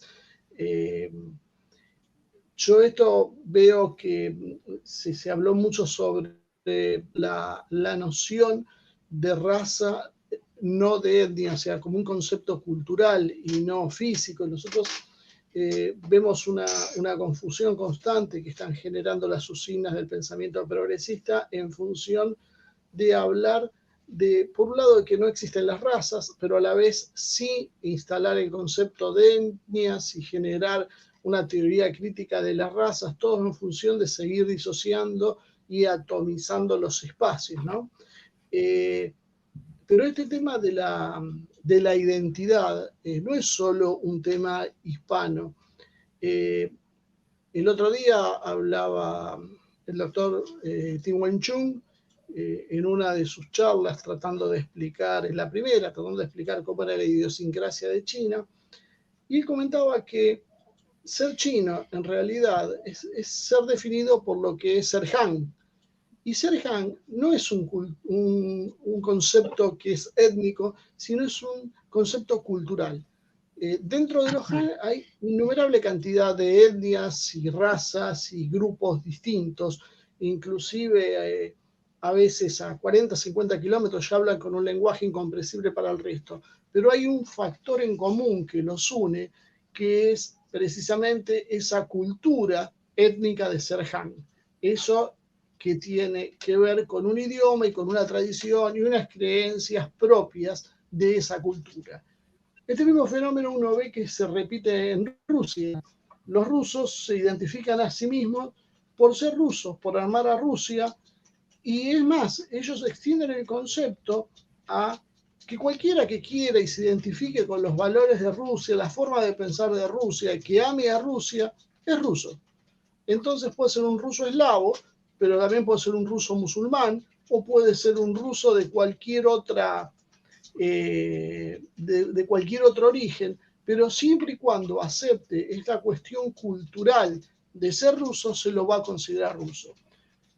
Otra de las grandes civilizaciones es la hindú. Y en la India vemos lo mismo también. ¿Qué identifica un sinnúmero de etnias y diferentes culturas? La religión hindú. Y la versión es mucho más extrema que la hispana, que es la que tiene mala prensa, porque nosotros sabemos los conflictos que tienen, por ejemplo, hindúes con musulmanes, y sin embargo, esto nunca ha hecho que se crea que la religión hindú sea una religión violenta. En líneas generales, el común de la gente tiene la idea que es una religión pacífica. Yo no estoy abriendo ahora juicio de valor si lo es o no lo es, estoy solamente hablando de lo que piensan en líneas generales la gente común. Y hay una diferencia, creo, que se da mucho con lo que es el mundo anglosajón. Yo creo que cualquiera que se identifique como británico, que ame a los británicos, que se sienta parte de la cultura británica, para los británicos no es británico, seguirá siendo un ciudadano externo que simpatiza con ellos en el mejor de los casos, pero nunca va a ser aceptado como británico. De hecho, viviendo en el propio Reino Unido y siendo de otra etnia o de otra raza, como le quieran llamar, o de otra religión, eso sería un obstáculo para que en realidad sea considerado como un británico de segunda. Podríamos seguir con más ejemplos sobre este tipo, pero creo que muestra que hay diferentes cuños civilizatorios y que esto tiene que ver un poco con la idea que tenía Perón, o que tenía Ibáñez del Campo, o el mismo Getúlio Vargas, o que un poco antes había tenido Irigoyen, que es en el concepto más geopolítico. O sea, esto tan elemental como lo que decía al principio: tenemos que unirnos, tenemos que ser muchos, tenemos que tener una identidad en común para de esa manera tener un peso internacional. Si no conseguimos eso, vamos a siempre ser sometidos como esclavos, siempre estaremos al servicio de otros poderes mayores, ya sean territoriales o no territoriales. El problema, y creo que precisamente eso fue la razón por la cual no solo se hicieron los golpes de Estado, sino la razón por la cual hoy vemos un proceso de borrado de la memoria histórica. O sea, si uno habla en general con cualquier chico, yo tengo una hija estudiando, está por recibirse, el año que viene se recibe en Relaciones Internacionales, no ha visto prácticamente Argentina, historia argentina, ha visto casi nada de historia latinoamericana, en líneas generales ha visto muy poca historia, eso sí, la llenan de materias con perspectiva de género, ambientalismo y demás. Todas las ideologías en boga las tiene todas en la carrera de una forma u otra. Lo que es la historia no tienen ni idea del pensamiento de Irigoyen ni de Perón, no saben ni que existió prácticamente. En el caso de ella, bueno, por una razón obvia sí sabe, pero sus compañeros no. Entonces es muy difícil transmitirles esta idea cuando le estamos hablando que no conocen. Y cuando es algo como Irigoyen, que ya es más lejano en el tiempo y con un partido radical que ha olvidado sus raíces, que podíamos discutir algunas cuestiones también propias del radicalismo de ese entonces, pero que lo esencial que era ese espíritu que estábamos describiendo hoy, uno ve que ese personaje desaparece de la memoria. Ya nadie sabe quién es Irigoyen, ya no se enseña quién es Irigoyen, no se sabe por qué Irigoyen fue derrocado, no se sabe qué quería hacer Irigoyen, qué hizo Irigoyen. Con Perón es un poco más difícil porque todavía es un fenómeno un poco más presente. Entonces, ¿qué es lo que se está haciendo? Se lo está resignificando, un término muy de moda, reinterpretando. Entonces uno empieza a ver a Perón con los labios pintados, empieza a ver a Evita con un pañuelo verde, le cambian o le ponen frases que jamás dijo, o las sacan fuera de contexto para reinterpretar cuál era su pensamiento. En realidad lo que están haciendo es desdibujando la historia. ¿Y por qué hacen eso? Porque hoy está instalado lo que es la posverdad. La posverdad, ¿qué es? Es miento simplemente con un objetivo. No queda muy feo decir que es una mentira, bueno, entonces lo disfrazo de posverdad. Pero lo que hoy están haciendo es eso, en función de esa reinterpretación de los conceptos se está borrando la figura de, casualmente, aquellos que tenían el germen no solo de hacer de la Argentina un país industrializado, desarrollado, tecnológico y demás, sino que aparte tenían el germen de la unidad de la región dentro de lo que de esta manera podemos llamar mundo hispano, porque podemos después a veces discutir las etiquetas, pero el concepto de unificar los pueblos que tienen una misma raíz es ese, es el que tenía Perón, es el que tenía Irigoyen, en cierta medida es el que tenía también Evita, a pesar que yo creo que su desarrollo intelectual no estaba a la altura obviamente de Perón, ¿no? El estratega era Perón, pero todo confluía en eso, y eso hoy es negativo, y eso tiene que ser de alguna forma sacado del juego, porque nosotros nunca podemos solucionar el problema, y que seguramente esto es lo que intenta transmitir Patricio, el problema original, que nuestra sociedad siempre estuvo dividida en dos partes: una masa con tradiciones y cultura hispana y una burguesía que respondía a intereses británicos. Entonces esa dualidad nunca se pudo resolver y va aflorando de distintas formas. En algún momento serán los británicos, en otros serán los estadounidenses, pero básicamente se produce una disociación que hace que nuestra atención siempre sea interna. No podemos construir un proceso de hermandad con otros países cuando ni siquiera podemos gobernarnos a nosotros mismos con cierta coherencia. Nosotros vemos los vaivenes políticos de nuestros gobiernos constantes, que, como decían, si hubiese sido por las revoluciones, que coincido en que las revoluciones siempre las hacen minorías activas y organizadas, ninguno debería haber finalizado prácticamente su mandato, porque los resultados han sido bastante pobres. Tal vez alguna excepción podíamos llegar a ver, pero no mucho más que eso. Y el problema en general que veo entonces es que sí, el planteo está claro cuál es el problema, hay ejemplos históricos y hay otros espacios globales, internacionales, que son compatibles con el nuestro, que enfrentan un mismo, yo creo que enemigo, que en su momento era el Imperio Británico y que fue hoy mutando a lo que hoy podemos considerar el capital global financiero internacional, que no tiene patrias, que hoy ya no tiene fronteras, quizá tiene ese origen que estábamos hablando, pero hoy se ha independizado de todo, tiene sus propias reglas de juego y está redimensionando el modelo global. Lo que hoy está haciendo es básicamente, creo que podemos entender que el reseteo que tanto se está hablando, en realidad lo que es una reconfiguración a los intereses de una pequeña minoría financiera que ya no necesita miles de millones de personas en el mundo, simplemente son un estorbo, porque las nuevas formas de producción automatizan todo y el ser humano pasa a ser algo así como un capital obsoleto que al no utilizarlo y seguir manteniéndolo genera más gastos y conflictos que otra cosa. Entonces lo ideal sería redimensionar todo. Obviamente este proceso choca de lleno con la idea de una hispanidad donde los valores son otros, donde la forma, la planificación que uno tiene de su vida, la idea de una familia, la idea de la trascendencia, la idea de lo espiritual por encima de lo material. Son todas ideas que son irreconciliables con este modelo globalista y que curiosamente también son irreconciliables con la mayoría de los modelos de los otros ecúmenes que hay en el mundo y con los cuales yo creo que tendríamos que buscar trazar alianzas, al menos tácticas, para enfrentar al modelo global que es el que hoy nos está pisando la cabeza y no nos permite reaccionar. Creo que para hacer esto, una de las principales tareas más inmediatas es poder de alguna manera subsanar esa brecha generacional que estaba diciendo, cuando los jóvenes de 1 o 2 generaciones, aquellos que son menores de 30 o 40 años, y tal vez en algunos casos más, no conocen simplemente la historia, no saben de qué estamos hablando, y creo que si uno no logra que entiendan a qué nos referimos, el discurso les puede sí parecer rancio, anticuado, sin una conexión con la realidad, y en el mejor de casos una bonita historia que no tiene aplicación práctica.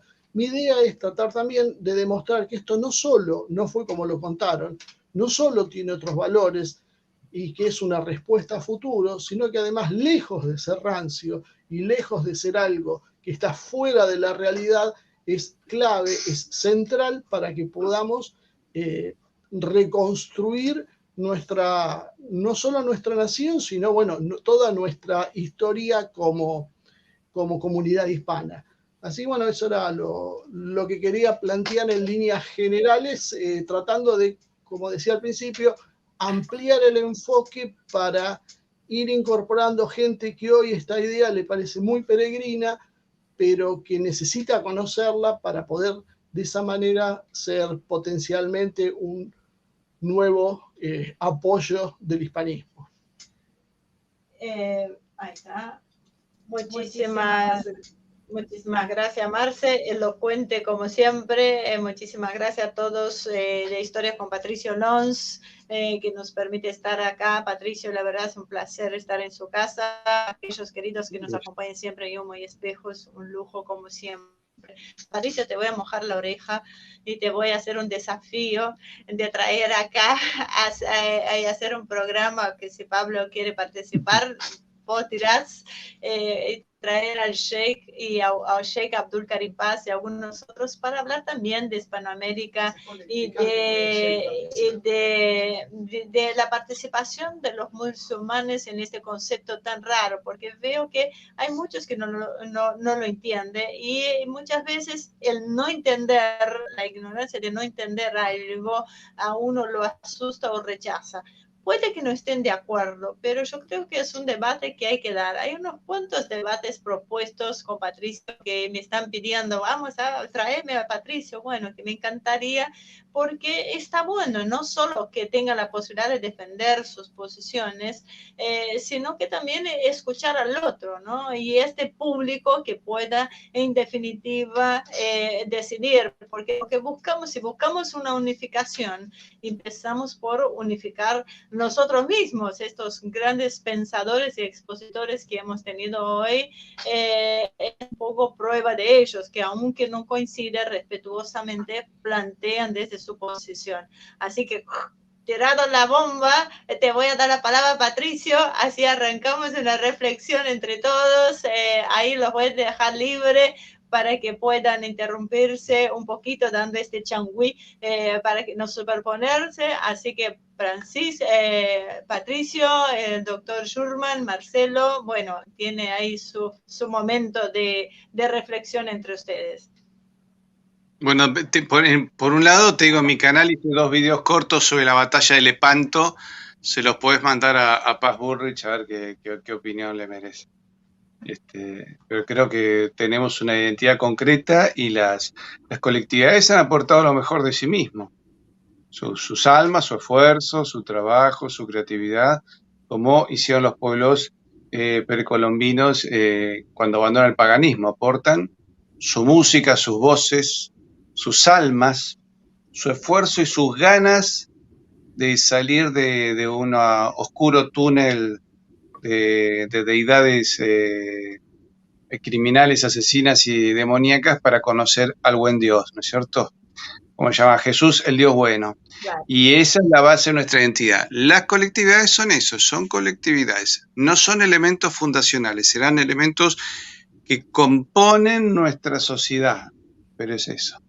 Pero le quiero dejar la palabra a Pablo, que es mucho más culto y más inteligente que yo. No, bueno, no.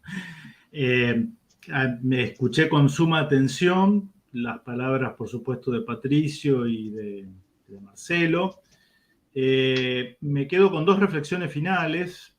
Una, no dejar que la idea de hispanidad quede rehén de la derecha. Porque si la hispanidad a la que hemos estado aludiendo es del siglo XV, XVI y XVII, esas categorías actuales no existían. No existía en esa época izquierda y derecha. Entonces, primero, para salir de esta cosa de círculo o de gueto o de ciudadela fortificada, hay que tender puentes con quienes son de otras concepciones y sobre todo quienes pueden ser de izquierda. En Argentina, por ejemplo, hay una larga tradición de pensamiento de izquierda hispanista. Sí. ¿No? Jorge Abelardo Ramos, Hernández Arregui, incluso Rodolfo Puigros, en fin, tiro tres nombres. Marcelo Ugarte. Manuel Ugarte, que era miembro del Partido Socialista y fue expulsado. ¿Por qué? Porque propugnaba ir a una patria grande sudamericana. Entonces, primer elemento, el rescate de la hispanidad como herramienta, porque no estamos haciendo museología. Yo le decía el otro día a Patricio, estas cosas nos interesan no para agregar vitrinas a un museo al que ya nadie va, sino como herramienta de trabajo. Es una herramienta de trabajo a futuro, ¿no? Tiene que dejar de ser la idea del rescate de hispanidad algo de derecha, porque no tiene por qué serlo, ¿eh? No tiene por qué serlo. Y lo segundo, el factor religioso. Miren, les cuento una anécdota. Yo soy bautizado, familia católica, pero quien me hizo una persona de fe, quien me hizo a mí una persona de fe, fue mi profesor de historia del colegio secundario. A través de la historia. A través de la historia, durante 5 años, fue haciendo de mí, conociendo la historia verdadera, una persona de fe. Una persona de fe que trata modestamente de vivir la coherencia, ¿no? Con mi mujer y con nuestros hijos. Entonces, a veces también veo un peligro. Ojo con la exigencia de que quien se pliegue, quien se una, le tiramos agua bendita y lo incensamos y le exigimos 2 frases en latín. No, eso no va. Primero porque algunas cosas son anacrónicas, ¿ya? No nos sirven, porque eran herramientas también de otra época. Y segundo porque puede ser repelente para alguien que tiene el corazón honesto y bien intencionado. Entonces ya lo estamos marginando sin sentido. Después sí, claro, toda persona de fe coherente, digamos, los católicos somos apostólicos también, ¿o no?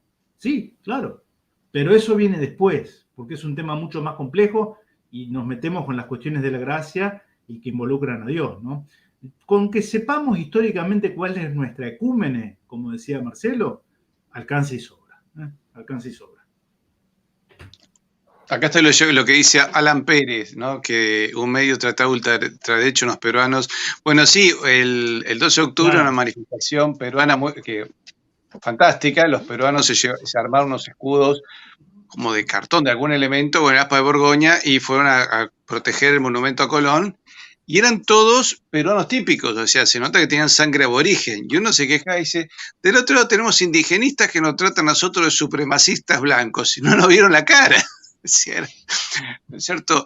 Y está muy bien lo que decís, no es un tema... Ojo, Pablo, me parece que además buena parte de las derechas, salvo el Partido Conservador en su origen, fue más bien antihispanista. Recién ahora hay liberales que están descubriendo esto. El otro día Agustín Laje hizo un programa muy bueno con Mamela Fialo sobre el 12 de octubre.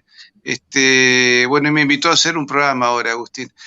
Pero, ¿qué te iba a decir? Pero por lo general, lo que es la derecha liberal era antihispanista. La que tenía simpatía por la tradición era el nacionalismo católico.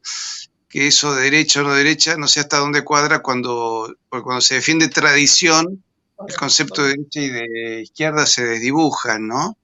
Pero sí, es un tema de ir abriendo puertas. Manuel Ugarte creo que estuvo en la primera internacional con Lenin, si mal no recuerdo, ¿no, Pablo? Exactamente, exactamente. No hay duda de que era de origen marxista, luego se dio cuenta, y Liborio Justo también. ¿No es cierto? Mirá, a mí me pasó una cosa muy graciosa y vale la pena para cerrarlo.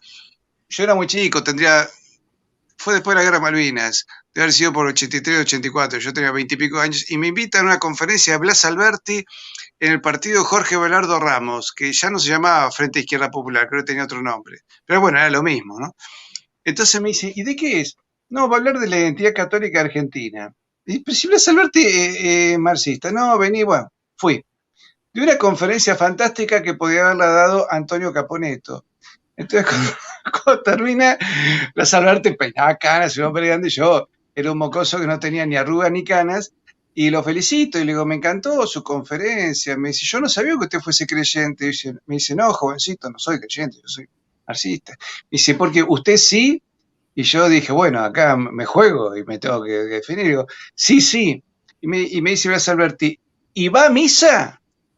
Sí, voy a misa los domingos. Hace muy bien, porque hay que ser coherente.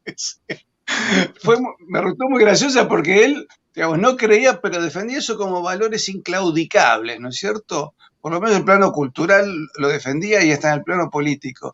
Así que sí, creo que es una idea de todas las personas que de buena voluntad y como decís, cuando uno empieza por la historia, a entender la geopolítica pasada, el presente y que te ayuda a preparar el futuro, y empieza a entender todos los componentes. Los geográficos, los mapas nos hablan de historia. Los mapas y las murallas te dan indicaciones de qué ocurrió en un lugar. Y cuando empezás a ver los adversarios, cuando empezás a ver también el componente religioso, ahí, bueno, hay que dejar que la gracia de Dios actúe para que, ¿cierto?, una persona complete su camino, ¿no es cierto? Hoy yo creo que claramente ves que hay una división que no pasa por izquierdas y derechas. Yo creo que ya hace años que no pasa por izquierdas y derechas y muchas veces hemos visto saltos de la izquierda hacia la derecha o al revés muy importantes. Pero creo que claramente hoy la división en realidad pasa por quienes tienen algo que me parece que tiene que ver con eso que te decían, quienes tienen un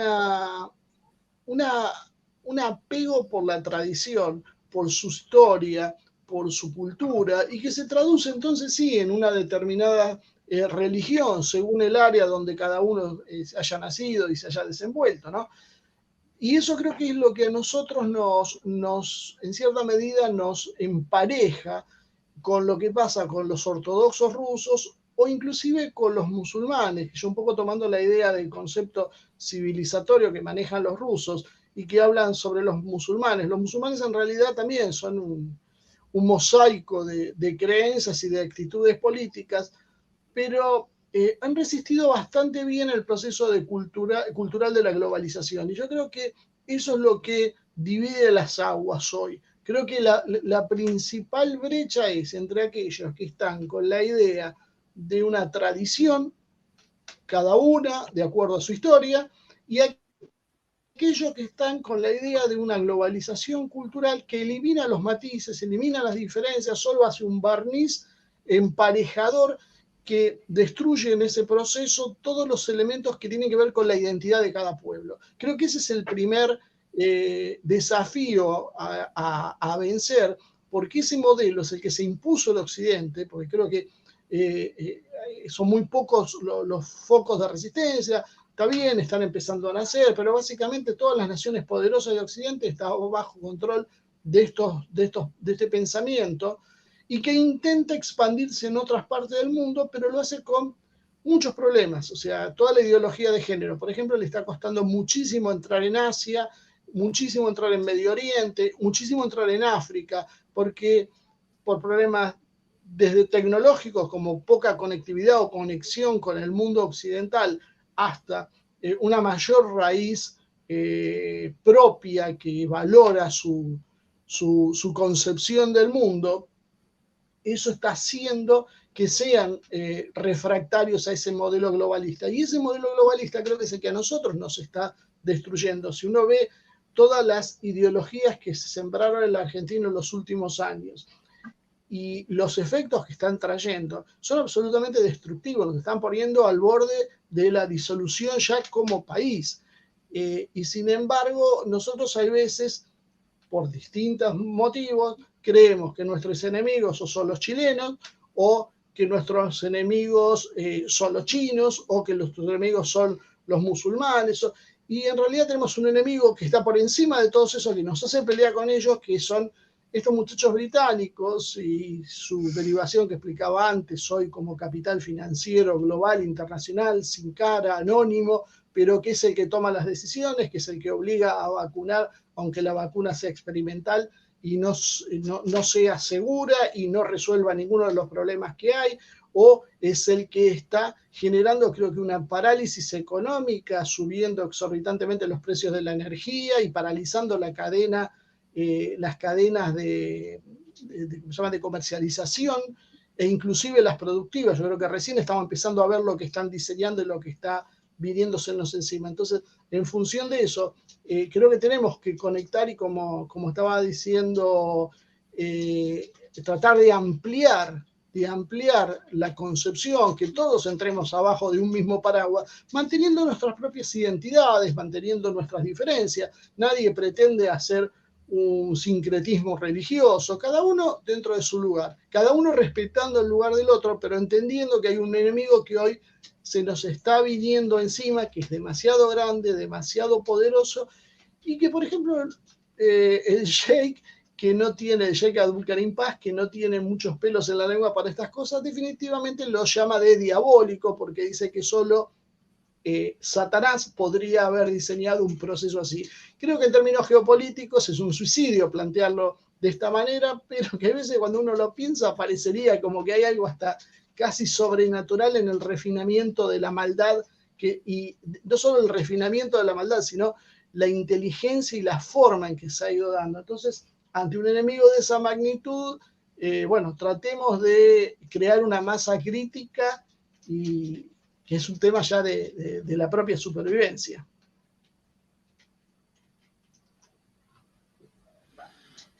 Quedaron todos sin palabras. Bueno, para eso estoy yo, para levantarles el tema. Indudablemente se ha tomado un rumbo inesperado, pero creo que indudablemente hacia la cosa, hacia al mundo hispano. No podemos desconocer quiénes están dentro de este mundo, así como dijo el doctor Schurman, con los brasileños, así como nos incluyen. Habla de una Iberoamérica y no de una Hispanoamérica. No dejamos de ser tan distintos, pero a la vez tener tantas cosas en común. Y cuando no nos conocían a los brasileños, había una hipótesis de conflicto con Brasil. Bueno, cuando empezaron a ir masivamente los argentinos a Brasil, y vio que todo jóya, todo legal, que el pueblo brasileño no era tan malo como se planteaba. ¿Para qué iban a pelear con estos brazucas? Bueno, en definitiva, desde el pueblo se levantó, y salvo en el fútbol, que ahí tenemos que volver a hablar las cosas. Pero ahora con Bolsonaro y con presidentes como Alberto Fernández, la cosa no va, o sea, son gobiernos. O sea, Ivonne, te aviso, nuestra generación sigue enamorada de la garota Ipanema. Quisiéramos saber si es un mito o era realidad. Olha qué cosa más linda, más llena de grasa. Bueno, a eso voy. Hay que conocer, Patricio. Y muchas veces estamos peleando por algo. Estamos peleando por algo en que todos estamos de acuerdo en el fondo. Es una cuestión de formas, es una cuestión de sacarse prejuicios de encima. Y mire, y conocerse principalmente. Mire cómo es el tema, que nos hemos quedado sin tiempo. Qué increíble. Volaron estas 2 horas. Yo encantada de escucharlos. Patricio, vos sabés todo el respeto que tenemos por vos, por tu canal, nuestras coincidencias y diferencias. Y creo que tenemos que seguir en este camino, ¿no? De escucharnos, de realizar actividades en conjunto. obviamente es un honor para nosotros venir a este canal tan lleno de gente, tan lleno de todo. Nos sentimos chiquitos ahí, pero bueno, yo creo que somos un granito más de arena que podemos aportar en esta visión, y siempre es un placer recibirte acá en Humo y Espejos. Así que, doctor Schurman, realmente encantada de conocerlo y también esperamos recibirlo. Así que, Patricio, ¿qué nos podrás decir para cerrar esta charla de hoy? Que para mí fue Cuando hablaba Marcela de los saltos, me vino una figura deportiva, ¿no? Nuestros políticos ya son campeones de salto con garrocha, como van de un lado para el otro. Así que creo que acá el trabajo de ustedes como periodistas y el trabajo docentes, como el que hacemos Pablo, Fernando y yo, es tratar de agarrar esa garrocha de algún momento y convertirla en un timón para que lleve nuestras patrias a un buen puerto. Así que eso, y agradecerles a Humo y Espejos y que hayan hecho emisión conjunta con nosotros y que me hayan vuelto a unir con Pablo y con Fernando, que son dos personas a las cuales aprecio por su valor intelectual. Hay que entrar en el canal de Pablo, que es Mate con Historia, ¿no? Mates con Historia es muy modesto comparado con... Es muy bueno. No me vengas con eso. Mate con Historia tiene que ver con esto, toma una historia y cómo la ambienta. Tomando mate lo hace, y cómo, con qué seriedad y con qué detalle todo el hilo histórico que toca de una punta a la otra. Es una verdadera clase muy amena, además. Así que Mate con Historia es un canal de YouTube que recomiendo muchísimo. Así que muchas gracias, Pablo, por haber permitido estar contigo nuevamente, y a Marcelo e Ivonne que nos hayan juntado. Yo les dejo y a todos, un saludo. Y a la gente que nos ve, suscríbanse a Mate con Historia, a Humo y Espejos y a Historia con Patricio Alonso. Exacto. Y una cosa, entonces, ya te lo dejo. Perdón, doctor Schurman. Propongo entonces que nuestro próximo encuentro sea en los 3 canales. En el suyo, Historia con Patricio Alonso, Mate con Historia, Historia con Patricio Alonso y Humo y Espejos. Así que será un placer solo elegir el tema y ahí vamos a estar. Bueno, ahora sí lo dejo hablar antes de dar un minuto a Marcelo para el cierre. Con todo gusto lo podemos hacer. Me siento honrado, me sentí como en casa, muy cómodo con ustedes. No tenía el placer de conocerlos, Marcelo, Ivonne. Muy agradecido por la invitación, por el espacio, y por supuesto a Patricio, que lo conozco, le reitero mi amistad desde Rosario. Les dejo un gran saludo a ustedes y a todos los que están mirando, ¿sí? Muchísimas gracias. Vamos a dar el minuto a Marcelo para que pueda hacer su cierre. En realidad lo que quiero es hacer una aclaración que se me había pasado. Cuando Patricio arrancó, que habló de la rusa, no sabía bien quién era, entonces estuve tratando de averiguar. Y bueno, después me lo confirmaron y bueno, encontré los datos de ella, Ina Afinogenova. Esta chica es la subdirectora de RT en español. Cuando leí eso, ya se me aclaró todo. O sea, RT en español es un centro absolutamente copado por el progresismo, Página 12, Anfibia, ese sector, y responde a las noticias a una campaña permanentemente que está en lo opuesto a lo que nosotros pensamos. Tan es así que yo, por ejemplo, solo leo el que está en inglés. El español ya me saturó, y para no tener un ataque de presión prefiero pasarlo por alto, salvo algo que me recomiende alguien en particular. Y esto se les pasa también a la gente de Sputnik, tienen problemas con la versión en español, inclusive a la de Span TV, que son iraníes, son los persas, y sin embargo no están controlando el sector en español, donde uno escucha algunas cosas que uno se imagina que en Irán no las podrían decir de la misma manera que lo que dice Ina Afinogenova no lo podría plantear seguramente en Rusia. Eso yo creo, y esto es una iniciativa, pues la verdad estoy harto de este tema, estoy cansado en serio. En algún momento tal vez podríamos organizarnos en una campaña de recolección de firmas o algo para pedirle a las autoridades de RT que se pongan un poquito las pilas y vean qué están haciendo con el RT en español, porque esto no pasa en el RT en inglés. Cuando uno lee RT en inglés, la línea es absolutamente opuesta, parecería que son 2 medios diferentes.